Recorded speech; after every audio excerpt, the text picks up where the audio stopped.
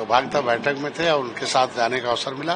तो मैं रास्ते में सब बता दिया कि 193 जातियां उत्तर प्रदेश में है जो आज के दिन में भूमिहीन है, पाइपलाइन में सीधे लड़े थे, सड़क नहीं थी, अंग्रेजों से लड़े, मुगलों से लड़े, और ऐसे 193 जातियां उत्तर प्रदेश, पूरे देश में 578 जातियां जो कानून से उजड़ी है। 24 कैरेट के राष्ट्रवादी हैं। इन लोगों ने अपनी गुलामी नहीं स्वीकार की उनकी, अंग्रेजों मुगलों की, और सीधे लड़ते रहे। उजड़े लोग हैं।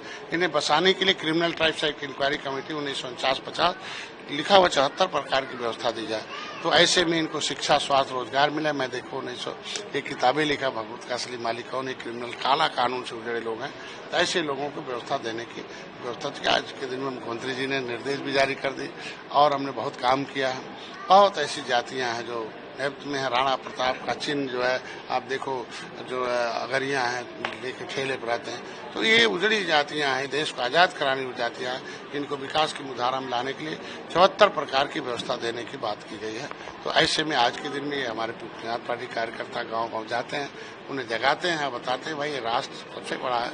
और आज के दिन में पिछली सरकारों ने, अब सोच सकते देश तो आजाद हो 1947 में, 5 साल 16 दिन 31 आज के दिन में 31 अगस्त 1952 को क्रिमिनल कास्ट हटा डिनोटिफिकेट हुआ। तो नोटिफिकेशन को डिनोटिफिकेट किया, डिनोटिफाइड ट्राइब्स हुए। वाई के वर्णन चीफ सेक्रेटरी ने कहा था ऐसी जातियों को 74 प्रकार, मतलब शिक्षा में अनुसूचित जनजाति। लेकिन पिछली सरकार 2013 में कह दे जो जाति जहाँ है उसमें अब हो गए पिछड़ी, बिछड़ गए। बाकी ऐसी जातियों को सबको किया जाए और आज के दिन में इनको व्यवस्था शिक्षा, स्वास्थ्य, रोजगार में देने का काम किया जाए और विकास में धारा में लाने की व्यवस्था हमारी सरकार करे। मैं मोदी जी को धन्यवाद दूंगा कि सर्वे करने का निर्देश दिया। माननीय योगी जी ने अब शुरू कर दिया है। ऐसे लोगों को आज ये पहले सड़क था नहीं, हाईवे नहीं था और नदियों से आते थे, सीधी लड़ाई लड़ा। तो सबसे उजड़े लोग हैं ये। आज के कार्यकर्ता संकल्प लेने हैं और जाके गाँव गाँव जगाएंगे और देश के राष्ट्र को निर्माण करने के लिए काम करेंगे। तो एक बड़ा अहम सवाल बनता है, अभी हाल ही में आपने भाजपा को लेकर के एक बात कही थी कि अगर एनडीए मुझसे संतुष्ट नहीं है तो मुझे अलग कर सकते। कुछ ऐसे लोग हैं, मगर मैंने कहा था मगर अगर मैंने कहा था अगर जो है लोग छोटे भैया नेता हैं जो नैया डुबा रहे हैं, जिनको कुछ पता ही नहीं है, जनजाति मतलब जो सब जानती हो कि दुश्मन कौन है, दोस्त कौन है, तो ऐसे लोगों को सुविधा मिले। तो इस तरीके से मैंने उस समय बयान दिया था कि ऐसे उनके खिलाफ कार्रवाई होगी और सब अब इस तरीके का आप शब्द नहीं बोलेंगे, क्योंकि हमने तो फर्जी पीडीए की तो हवा निकाल दी थी।